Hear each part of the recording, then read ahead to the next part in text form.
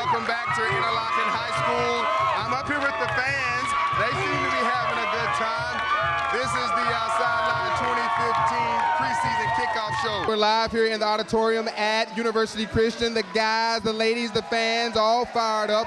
You know, National Signing Day is the Super Bowl for prep football, for high school sports across the country tonight. All right, we're trying to make Courtney Jones an internet sensation. Let's see if she did that one-handed grab. Here we go. Come on, Courtney. No! Oh!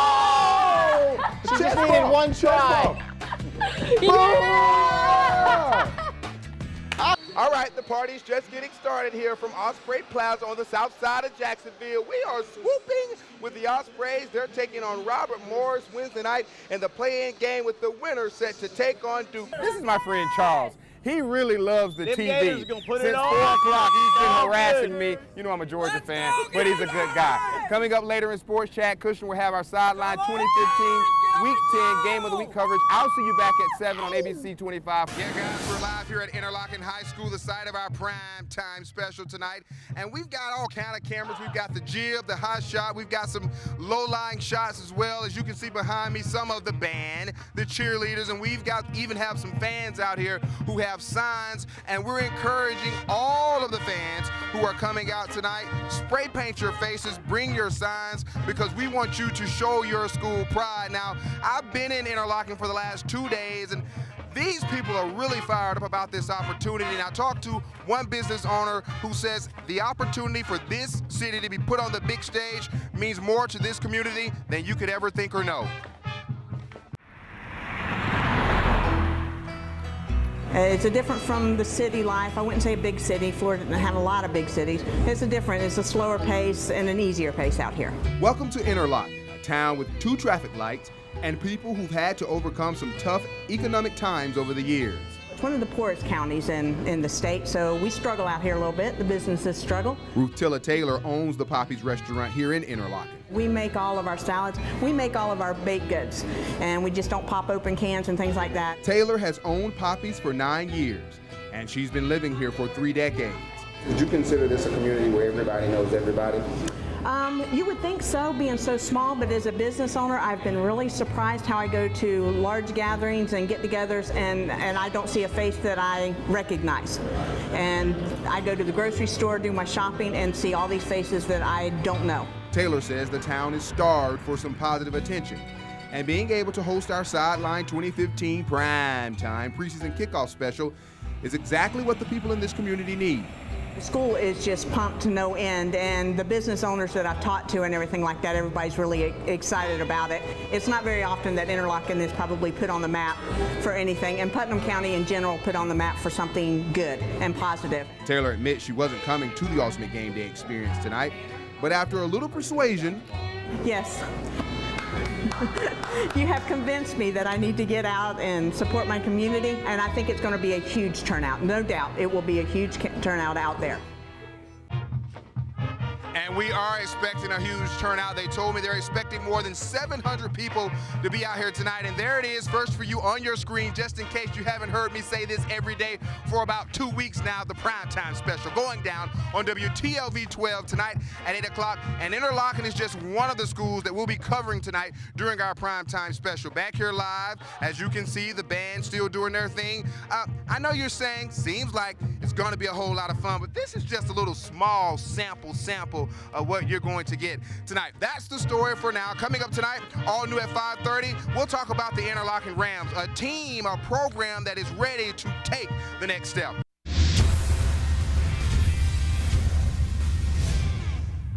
Hello everybody, Sandalwood was the place to be tonight for the opening round of the boys basketball Gateway Conference Tournament. The early game featured the defending Gateway tourney champs Ed White against Lee. We pick it up in the second quarter. Commanders trailing when Taylor Hall says this play is tailor-made for me. Takes it baseline strong to the rack. We're tied at 31 apiece. The ensuing possession, Cedarius Aaron showing off some handles, and he's going to drop that jumper in, but Aaron would miss time late in this one with an injury as the Commanders knock down some crucial free throws down the stretch. Ed White survives and advances, beating Lee 62-55. The Commanders will face Wolfson tomorrow at 5:30. This the game we was looking for. I mean, I know they want to play us. We want to play them. You know, it's gonna be a fun atmosphere. We got a little bit of a competitive rivalry going. You know, so it's gonna be a fun game. We're looking forward to it. The second game, Sandalwood and Raines, and you know the Saints cheerleaders love to roll the highlights. First quarter, they kick it out to Logan Wright, who says, "You got the right one, baby." Pop locking and dropping that three-pointer in, and all the Saints are marching in. But here comes Raines. They turn on the defense. Solomon Kinley says, "Talk to the hand. Get that junk up out of here." Then Trevon Layler, lays it in, and then Kinley on the offensive side, showing some fundamental basketball, up and under. Raines win a tight one in overtime, 52-49. They'll take on Terry Parker tomorrow at 7. First from you, the Ribault pressing Lady Trojans won their 6th straight Girls Gateway Conference Tournament Championship last week. The team is being led by a young lady who wants to be a chef. She's a prep star who is serving up problems for the opposition. Striving for excellence. Don't be afraid of it. It's right there. At Ribault High School, Coach Sheila Pennick gives her Lady Pressing Trojans no other option. You've got to strive for excellence, no excuses. Fill it up. Fill it up.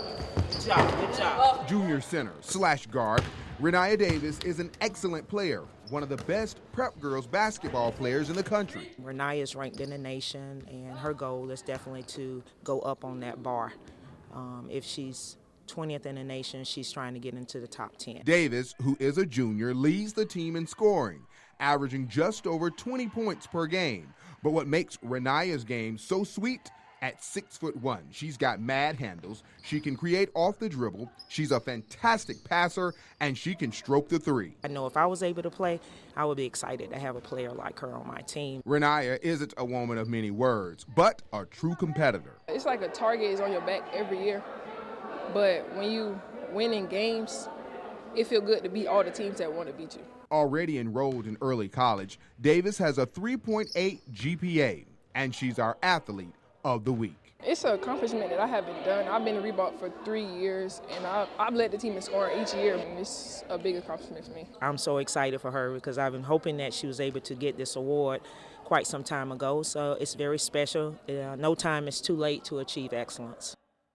Now you know the drill. If you know of a student athlete who's doing well in the sport or sports they play and in that all-important classroom and should be recognized as our athlete of the week, get to the sports section of firstcoastnews.com. Fill out that form, first for you there on your screen, or you can email the nomination to sports@firstcoastnews.com. The Gators at home tonight taking on Mississippi State. It was a big night for Dorian Finney-Smith. Watch him take the defender to school. Jumper, double-OT good. He had a double-double, leading all scorers with 20 points, 13 rebounds. The Gators were going to win a close win over the Dogs, 81-78. Jaguars receiver Allen Hurns had surgery today, so let's get socially acceptable to see how it went. Hurns had surgery to repair a sports hernia. He checked in on Twitter before surgery, then afterwards with an update after that procedure, saying all is well and thanks for all of your prayers. We pray you come back after this timeout. Now back here live where the Gators are practicing as we speak inside of the swamp. Now, Malcolm Wayne says he and the university plan to appeal this one-year suspension. Now, if this one-year suspension is upheld, that means Greer cannot return to the team until the 7th game, the Gators' 7th game of 2016. So, with Greer out, that means sophomore quarterback Treon Harris will get the start when the Gators make the trip to Death Valley to take on 6th-ranked LSU. Welcome back to our Florida-Georgia Border War special. I hope you've enjoyed today's program. Our insiders broke down the game to give you the keys to winning. We went down memory lane. We checked out some local recruits, and our coverage is just getting started. The First Coast Sports team will have you covered on air and online through the game on tomorrow. These guys, I think they had a good time. We got Florida fans, we've got Georgia fans, and we just hope that the party continues to go on tonight. Now, as we get ready to put a bow on tonight's show, we encourage you to watch us tonight at 11:15 for Sideline 2015. In the meantime, enjoy This Is Home, and I'll see you tonight at 11. Good night, everybody. Hello, Heather. It is a beautiful day here in Pasadena, California. 57 degrees, not a cloud in the sky. A perfect setting for a big-time game. Folks, it is put up or shut up time for the Florida State Seminoles and the Oregon Ducks. FSU trying to win their 30th straight, and in the process, advance to the national championship game. Now, they say big-time players step up in big-time games, and the Noles want this man that you see on your screen, Rashad Greene, to step up and do it real big. Last year when the Seminoles were here and they won the national championship, Greene had a big-time catch, a 49-yard catch that set up the game-winning drive for the Noles as they beat Auburn to win the national championship. Now, yesterday, his head coach, Jimbo Fisher, he bragged on Greene, the player, but most importantly, he bragged on Greene, the man. Now, earlier you heard from producer Ashley. There she is. There. Look at the camera. There you go. Oh, hey. As beautiful as you are, you should be on the screen. One of the things that I'm always asking during the break, Ashley, is how much time do we have left? How much time I got, Ashley? Well, you know what? You know I'm not good at math, and right now you're sitting at about under 30, so I'm needing to get it together. But I will say this. I noticed we've gotten the supers back, so that means you, Director Nikki, and the engineering department, they're working things out. Yes, we are. All right, I'll be talking to you again in a second. You look good. Oh, thanks.